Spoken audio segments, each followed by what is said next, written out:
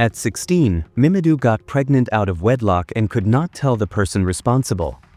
Her father, Tyover, threw her out of the house and disowned her, despite pleas from her mother and her seemingly kind uncle. "You are no longer my daughter. Go and find the man who put that thing in your belly. Let him take care of you," Tyover spat. Little did he know that the innocent girl had kept quiet to save him and the entire family from death itself. Years later, he lived to regret his decision. But what secret was Mimidoo hiding? Who was responsible for her pregnancy? And how did she survive without a home? The Bitter Root. Part 1. The Perfect Family. Mimidoo was 16, with eyes that sparkled like morning dew and a smile that could melt the hardest heart. When she walked through the village market, old women would stop their conversations just to watch her. "See how she greets everyone," they would whisper to each other. "That girl has good home training." Her father, Tyover, was a man who worked with his hands and spoke with his heart. Every morning, you could see him on his farm, bending over yam heaps with sweat on his forehead and joy in his eyes. "My Mimidoo," he would say to anyone who cared to listen, "that girl is my pride. See how she helps her mother? See how she respects her elders? God has blessed me with a diamond." Mlumun, Mimidoo's mother, was the kind of woman who could turn 5 naira into a fortune. In the village market, she sold vegetables, palm oil, local spices, and fruits. Her hands were always busy, but her heart was always peaceful. When she looked at her husband and daughter, you could see pure contentment in her eyes. Their house was not the biggest in the village, but it was the happiest. In the evenings, you could hear them laughing together, planning for tomorrow, and sharing stories of their day. Mimidoo would help her mother cook while her father told them funny stories from the farm.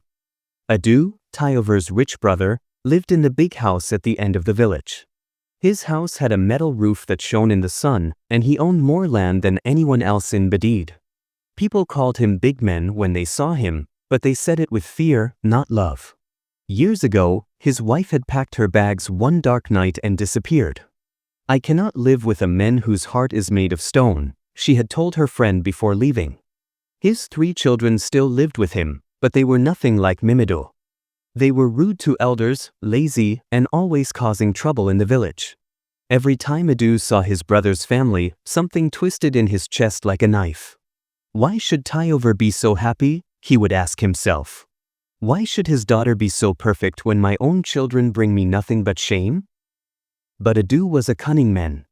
He knew how to smile when his heart was bleeding with jealousy. He knew how to say the right words when his mind was planning the wrong things. "Brother," he would tell Tyover whenever they met, "you have done well with that girl. See how she has grown into a fine young woman." And Tyover, being a simple and trusting man, would beam with pride, never seeing the poison hiding behind his brother's words. The village continued its peaceful rhythm. Children played in the red dust, women gossiped at the stream, and men argued about football under mango trees. But in the big house at the end of the village, Adu was making plans that would ruin his brother's family forever. He had been watching, waiting, thinking. And now, he had found the perfect weapon to use. But what was this weapon? And how would Adu strike? Part 2. The Devil's Handshake. Every village has its monsters, and Mbadede's monster had a name that made children run home before dark. Abobby. Even saying his name felt like spitting poison. He was tall, dark, with scars on his face that told stories no decent person wanted to hear. His eyes were as cold as a dead fish, and when he smiled, you could see teeth that had bitten into too much evil. Nobody knew where Abobby came from, but everyone knew what he did. Young girls who crossed his path were never the same. Men who challenged him were found floating in the river. The police? They looked the other way when Abobby's name came up. Some said he had powerful connections in the city. Others whispered that he used dark medicine to protect himself. But Adu was not afraid. Evil recognizes evil. One night, Adu walked to the old palm wine bar at the edge of the village. The kind of place where decent people never went, where conversations happened in whispers and money changed hands in the darkness. The place smelled of cheap alcohol and fear. Abobby was there, as Adu knew he would be, sitting alone in the corner like a spider waiting for flies. "I have a job for you," Adu said, sliding into the seat across from him. Abobby looked up slowly, his dead eyes studying Adu's face. "What kind of job?" Adu leaned forward. Their voices sank into whispers. Their smiles dark. At the end, he pulled out bundles of money, more money than most people in the village saw in a year. With that, he sealed a deal that would bring him joy. A deal to break his own brother's home. Meanwhile, in Tyover's house, the family was having their evening meal. Mimidoo was telling her parents about her day, how she had helped an old woman to carry water from the stream, how she had taught little children their numbers under the mango tree. Little did they know that Adu, their own blood, had already set a shadow in motion. A shadow that would crawl into their lives and tear them apart. Maybe forever. But what exactly had Abobby been paid to do? Part 3, The Cost of Silence. 3 months passed like a slow death. Mimidoo fell ill. She tried to pretend nothing had changed, but everything had changed. The girl who used to sing while sweeping the compound now moved like a ghost. The daughter who used to chatter endlessly at dinner now sat in silence, pushing food around her plate. Mlumun watched her daughter with a mother's worried eyes. "Mimidoo, you have not been yourself for a while now. What is troubling you, my child?" But Mimidoo would only shake her head and force a smile that never reached her eyes. Deep inside, she knew the truth. Abobby had raped her on her way to the stream, robbing her of her virginity. Afterward, he swore he would wipe out her family if she ever spoke. So, she swallowed her pain, gathering herself each day, pretending everything was fine. She feared telling her father, Tyover. She knew he would never keep quiet, and men who stood against Abobby rarely lived long enough to tell their stories. Even at her age, she understood that silence was the only shield keeping her family alive. But secrets do not stay buried forever. One morning, Mimidoo woke to a world that spun around her.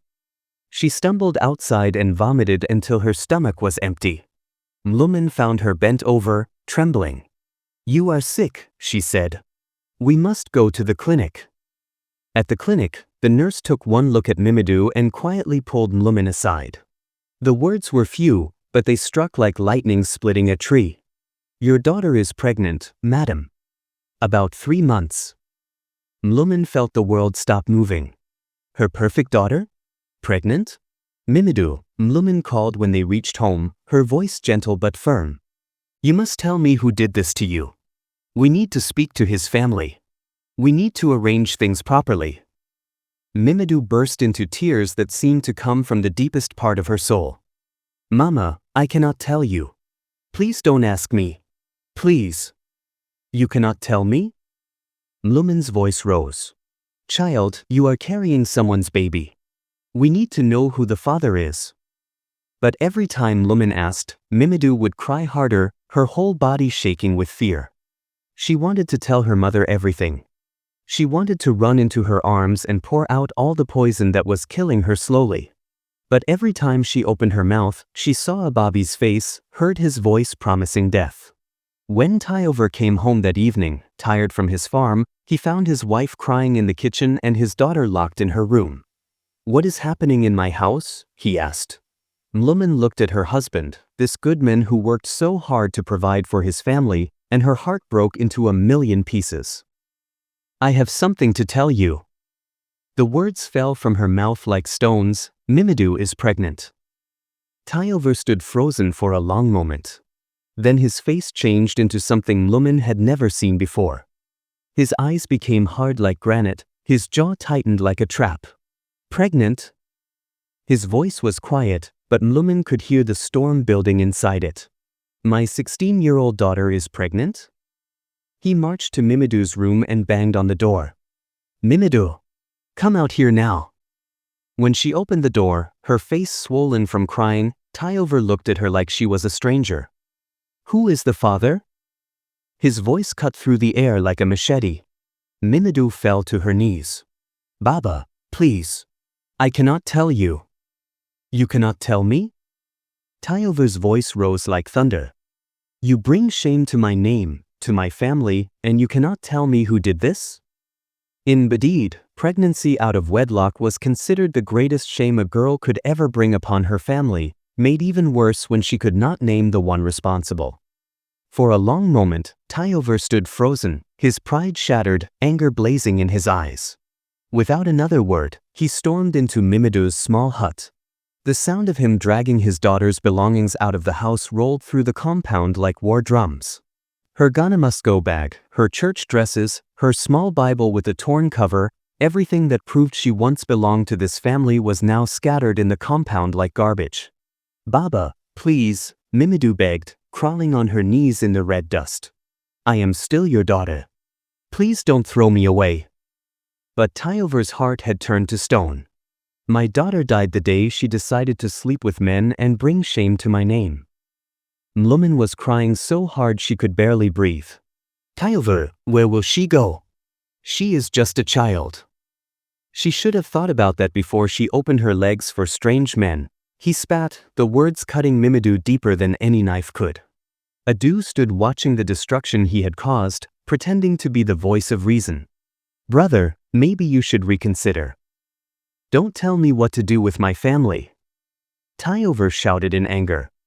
"How do you expect me to sit and watch this girl bring up a bastard in my house?" The whole village had gathered now. Old women were shaking their heads, young mothers were covering their children's eyes, and the men were muttering among themselves. Mimidoo, the girl they had all loved, was being cast out like a leper. "Please," Mimidoo whispered one last time, reaching for her father's feet. "Baba, I am begging you." Tyover stepped back like her touch would burn him. "You are no longer my daughter. Go and find the man who put that thing in your belly. Let him take care of you now." As darkness fell over Mbadede village, Mimidoo gathered her few belongings into the Ghana-must-go bag. Her mother tried to give her some money, but Tyover saw and slapped it from her hands. "She made her choice," he said. "Now she must live with it." Mimidoo walked away from the only home she had ever known, her heavy feet making no sound on the dusty path. Behind her, she could hear her mother crying like someone had died. She walked through the night, not knowing where she was going, only knowing she could never go back. With each step, she felt the weight of the life growing inside her, a life created through violence, but still a life. Would Mimidoo survive in a world that had turned its back on her? And where would she go now, with no roof over her head? Part 4, Into the Unknown. By morning, she found herself in Ihuk town, exhausted and hungry.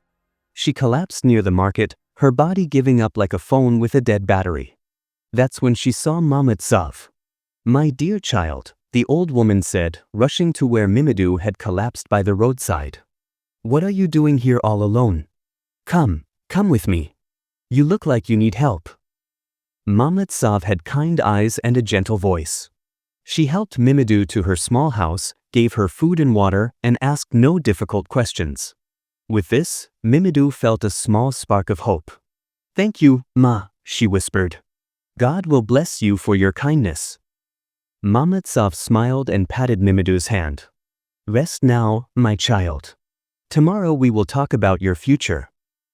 But that night, as Mimidoo lay on the bed Mimidoo had prepared, whispers drifted from the next room at midnight. Voices, low and urgent, carried through the thin walls. Mimidoo was speaking in the local dialect to an old man with a cracked, rasping voice. The words that reached Mimidoo made her blood run cold. "Yes, she is perfect for what you need," Mimidoo said. "Young, healthy. I observed her carefully, her organs will be good." "I hope there is no one running after her?" the old man asked, calm and confident. No one is searching for her. Even her parents threw her out. "She told me herself," Mimidoo replied. "We must be quick. It has to be done tomorrow night. Don't let her step outside the house, lest anyone notice her presence. Everything must remain silent, as always," the old man whispered. Mimidoo's heart stopped. Her spark of hope, her belief that Mimidoo was a savior, died instantly. Now she understood the truth, Mimidoo was not a protector. She was a hunter. And Mimidoo was the prey. Stories rushed back to her, stories of young girls who vanished in the night, whose body parts were sold to those who believed human flesh could bring wealth and power. tales whispered by parents to keep children close to home. Now she was living inside one of those stories. Moving like a shadow, Mimidoo gathered her few belongings. Every tiny sound, the rustle of cloth, a creak in the floor, felt like thunder in her ears. The door groaned as she opened it, and she held her breath, frozen, listening for any sign that Mimidoo had noticed. But God was watching over her that night. She escaped into the darkness just as the first cock began to crow. But how many more kind faces waited in the shadows, smiling sweetly while sharpening their knives? Would Mimidoo find a safe haven, or fall into an even darker trap? Part 5: The Devil in Sheep's Clothing. Mimidoo walked for 3 days, begging from strangers and surviving on fruits she found along the roadside. Her feet aching, her heart broken. Sometimes she pleaded for short lifts from motorcyclists or drivers, not caring where they were going, just anywhere, so long as it was away. Away from Mimidoo. Away from home. Just anywhere. Her body grew weaker, but her spirit was learning to be strong. On the 3rd day, she reached Boko town, a place bigger and busier than anywhere she had ever seen. Okada riders weaved through the traffic, honking and dodging cars with terrifying skill. Vendors called out from every corner, the air thick with exhaust fumes and the sweet smell of roasted maize. "Sister, you look tired. Are you okay?" Mimidoo looked up to see a man with a gentle face and soft eyes. He was wearing the kind of clothes that showed he worked in an office, not on a farm. His name tag read, Mark, Laboratory Assistant. I am looking for work," Mimidoo said, carefully clutching her bag to her side. After Mimidoo, she did not trust easily anymore. Mark sat down beside her, his voice full of concern. "You are pregnant and you look very young. Where is your family?" Something about his kindness made Mimidoo's walls crumble. She told him everything, except the truth about Abobby. She said she had gotten pregnant by a boy who ran away, that her family had rejected her, that she had nowhere to go. "This is terrible," Mark said, shaking his head. "But don't worry. I have a room behind my house. You can stay there until you figure out what to do." For weeks, Mark was like the father Mimidoo had lost. He brought her food, gave her money for small things, and never asked for anything in return. Mimidoo began to believe that maybe, just maybe, some people in the world were truly good. But then, when her stomach began to grow round like a basketball, Mark's true nature revealed itself. "Mimidoo," he said one evening, his voice different than before. "I have been thinking about your situation." "Yes, sir?" Mimidoo replied. "That baby you are carrying, it could have a very good future." She smiled, thinking he was being encouraging. "I pray so, sir." "No, you don't understand." Mark moved closer, his eyes gleaming with something that made Mimidoo's skin crawl. "I know people in Lagos. Rich people. People who cannot have children of their own." The room suddenly felt very cold. "They pay very well for healthy babies," Mark continued. "We could arrange something. You would get enough money to start a new life, and the baby would grow up in a big house with rich parents. Everyone wins." Mimidoo's hand moved automatically to her growing belly, protecting the life inside. You want me to sell my baby?" "Think about it," Mark said, his voice becoming urgent. "What can you give this child? You have no money, no family, no education. But these people can give your baby everything: good schools, fine clothes, a big house. And you could get enough money to start over completely." "No." The word came out of Mimidoo's mouth like a bullet. "This is my baby. My child."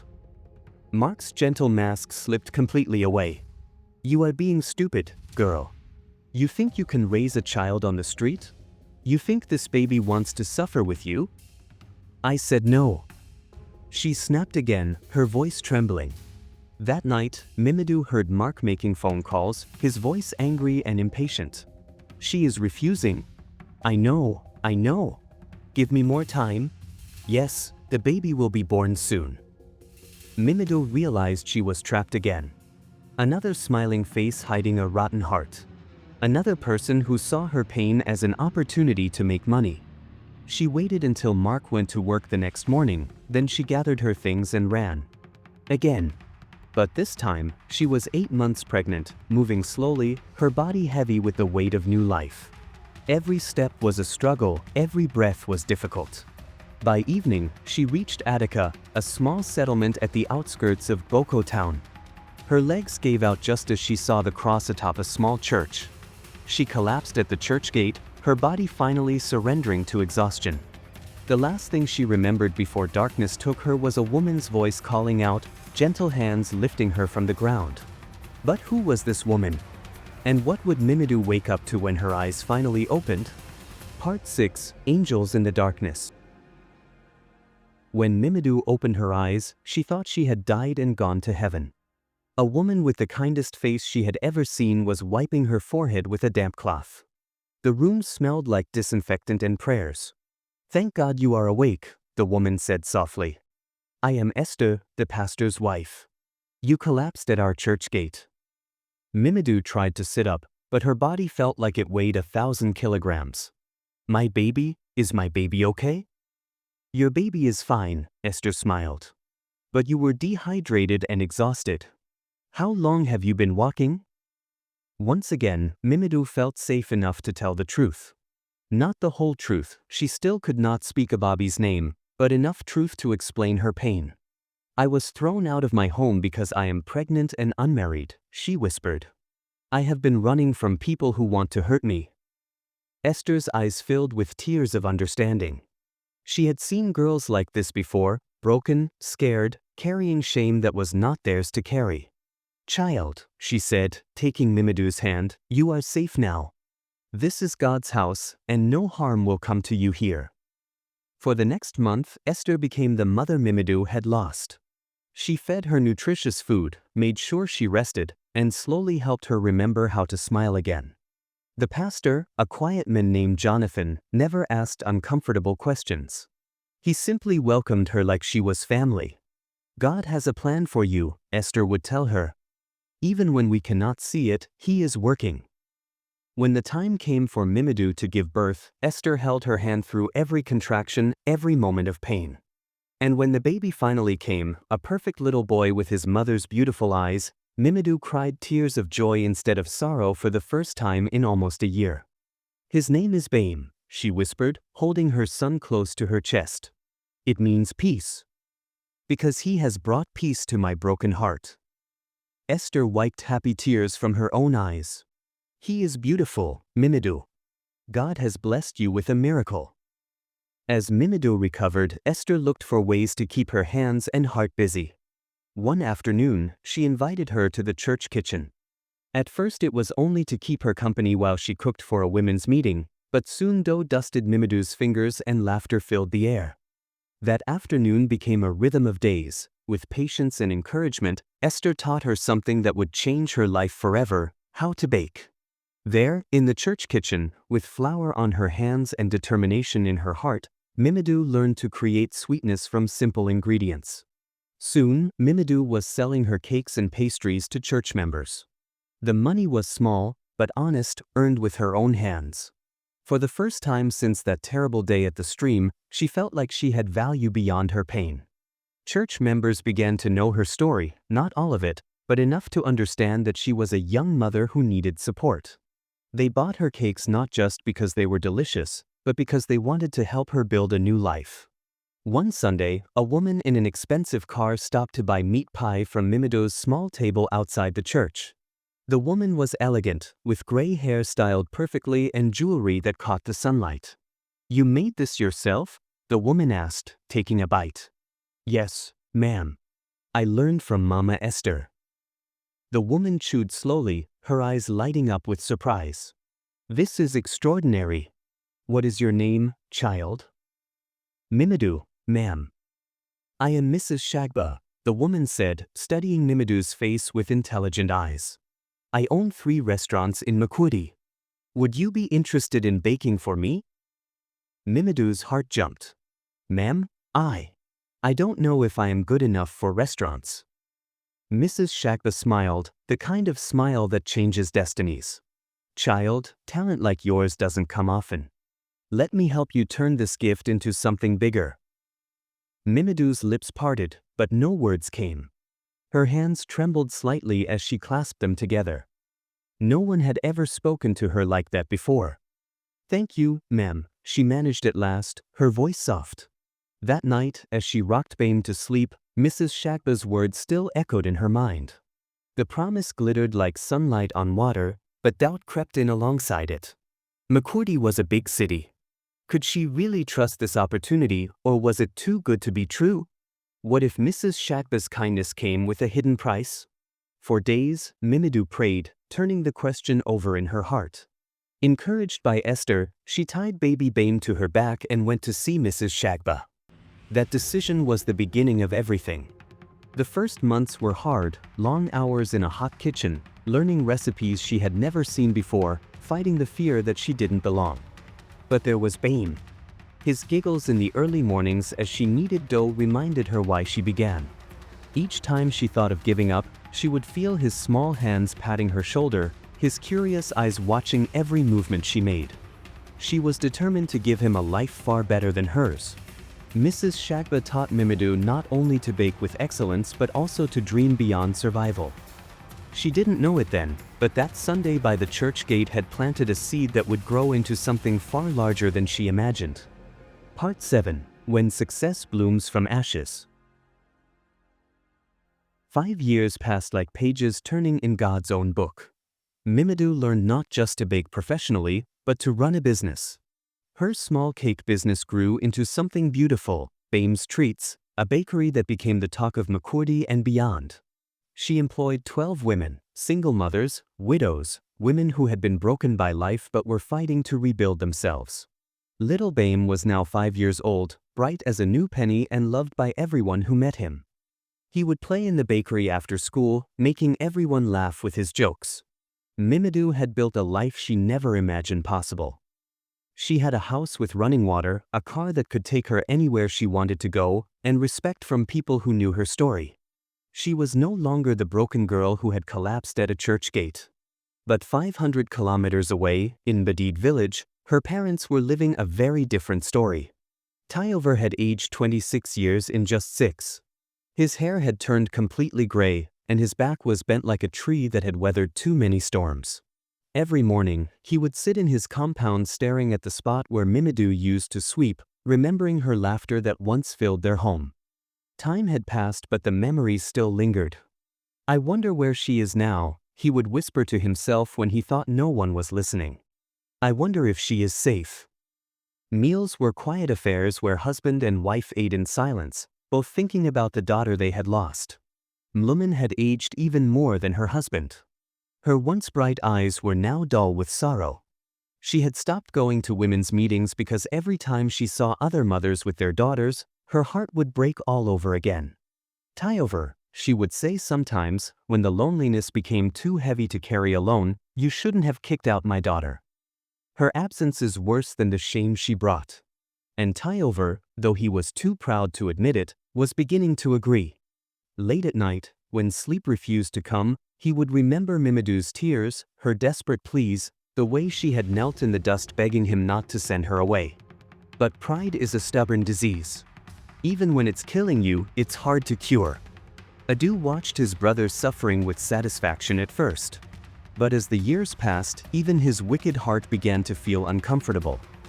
Tyover looked like a man haunted by ghosts, and Mlumun had become a woman who had forgotten how to smile. Still, Adu told himself he had done the right thing. His brother had been too proud, too happy. Someone needed to humble him. But the universe has a way of keeping accounts. And Abobby, the monster Adu had paid to destroy an innocent girl, was about to face his final judgment.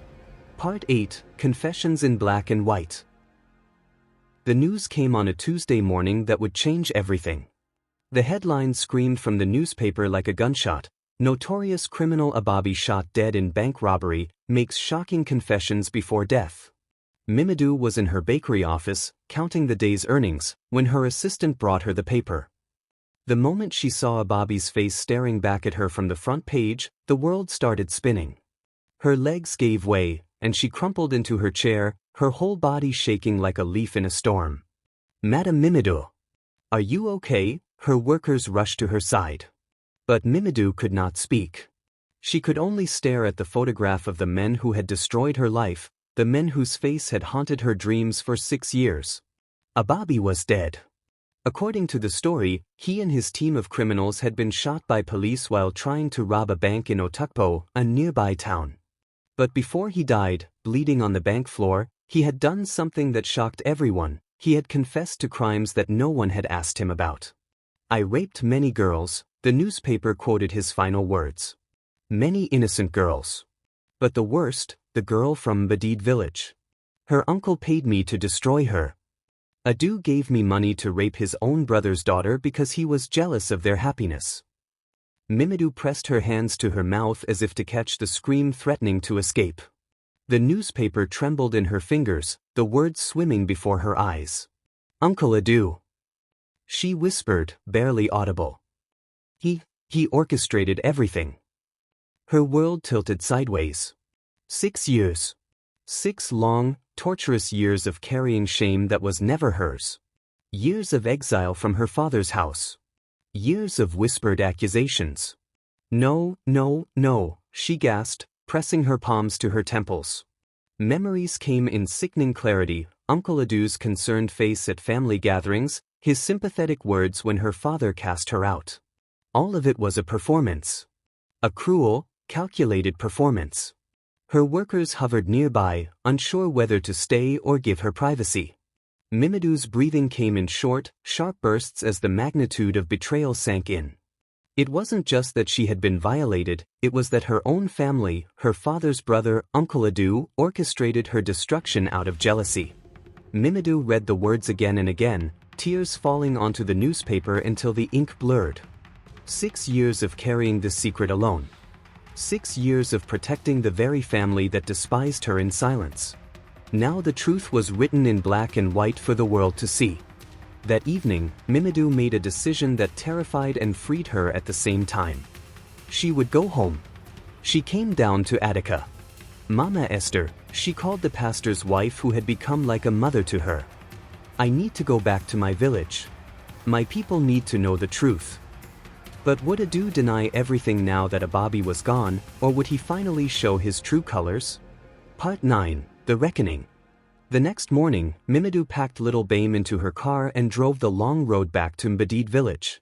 Every kilometer felt like traveling back in time, back to the girl she had been before the world taught her that monsters could live in your own family. Meanwhile, in Mbadede, news of Abobby's death and his confession spread through the air like wildfire. Tyover, her father, stormed toward Adu's house, a machete clutched tightly in his hands. Rage burned through him with every step, fueled by the knowledge of Abobby's confessions. He was ready to strike, to make his brother pay with blood for what he had done to his daughter. But when he reached Adu's compound, the house was empty. Adu had vanished. Only the silence of the village met him, broken by the distant whispers of neighbors who had seen him pass. Mimidoo drove into the village in her polished car, dressed in clothes that spoke of her success. People stopped in their tracks, eyes wide. Some recognized her immediately, others whispered among themselves, trying to place the familiar, beautiful face. Is that Mimidoo Tyover? Mimidoo. The one who was chased away. Look at her car. Look at her clothes. Tyover turned toward his house. On reaching his compound he saw her. Mimidoo stepped out of her car, little Bame holding her hand.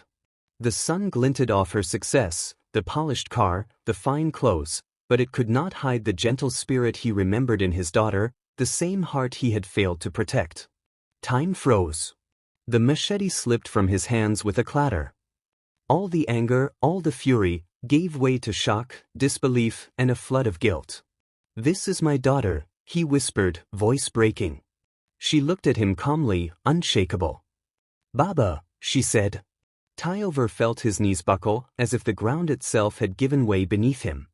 This was Mimidoo, his child, the one he had cast aside like spoiled food, standing before him alive, grown, and radiant, yet still carrying the same gentle heart. "Mimidoo," he croaked, voice trembling. She walked toward him slowly, as a crowd gathered round his house watched in silence. Father and daughter, separated by years of pain and pride, stood face to face under the sun that had witnessed their separation. "Baba," Mimidoo said again, softly. Tyover fell to his knees, before everyone who had known him as a proud man.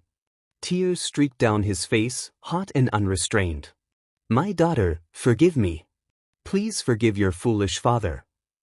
"Baba, stand up," Mimidoo said, her own tears glistening. "People are watching." "Let them watch," he cried, voice echoing across the place. "Let them see a man too proud to protect his own child. Let them see a father who failed when his daughter needed him most." He clutched the hem of her dress like a child begging for mercy. "I threw you out when I should have held you closer. I chose my pride over your pain. I listened to lies when I should have listened to your tears." The crowd murmured, some weeping quietly, some averting their eyes. Mlumun came running in tears from the market. Her old legs moved faster than they had in years, propelled by the news of her daughter's return and Abobby's confessions. When she saw her lost daughter standing alive and beautiful, she collapsed into her arms. "Mimidoo! My daughter!"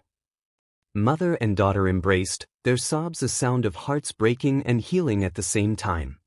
Little Bame watched, wide-eyed, absorbing the warmth and intensity of a family reunited at last. "Mama," Mimidoo whispered into her mother's ear. "I forgive you. I forgive Baba. I understand now that you were doing what you thought was right." But someone was missing from this scene of reconciliation. Someone whose guilt was too heavy to face. The village was buzzing with talk about Adu. Some people wanted to drag him to the village square and make him face what he had done. Others said he should be handed over to the police. Everyone agreed that a man who could hurt his own family was capable of anything. But Adu would never face their judgment. That evening, a young boy came running to the village square, his voice high with panic. "Come quick! Come and see! Uncle Adu! Uncle Adu is hanging from the orange tree in his orchard." The crowd that gathered at Adu's house found him swaying in the evening breeze, his face purple, his body still. On the ground below the tree was a letter written in shaky handwriting. "I cannot live with what I have done. The devil used my jealousy to destroy my brother's home and his innocent child. May God forgive me, because I cannot forgive myself." Some people said it was justice. Others said it was tragedy. But Mimidoo, when she heard the news, felt only emptiness where her anger used to live. He was sick, she told her parents as they sat together in their compound, little Bame playing at their feet. Jealousy made him sick, and sickness killed him. Tyover looked at his daughter with wonder. After everything Adu had done to her, she still found compassion in her heart. 6 months later, Mbadede village had a new pride and joy, the bright yellow building with Bame's Treats, Mbadede branch painted in bold letters across the front. Mimidoo brought her success home to bless the same soil that had once rejected her. Mlumun stood behind the counter of the new bakery, her face glowing with pride as she served customers who once whispered about her daughter's shame. Now they came asking for Mimidoo's famous meat pies and singing praises of the girl who had turned her pain into purpose. "Your daughter is a blessing to this village," the same women who had gossiped about her pregnancy now told Mlumun. "See how she has brought joy and progress to our community." Tyover, though his hair was now completely white, walked taller than he had in years.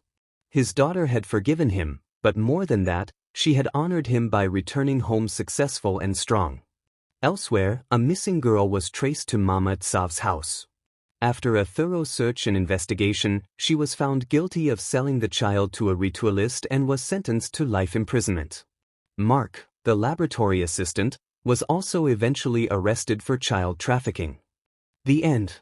The major lesson from this story is: parents must remember that a daughter's mistake or misfortune does not erase her place in the family. Kicking out a pregnant child is never the solution. It deepens her wounds, exposes her to exploiters, predators, or even death, and can destroy the entire family. When your daughter falls, do not cast her out, hold her closer.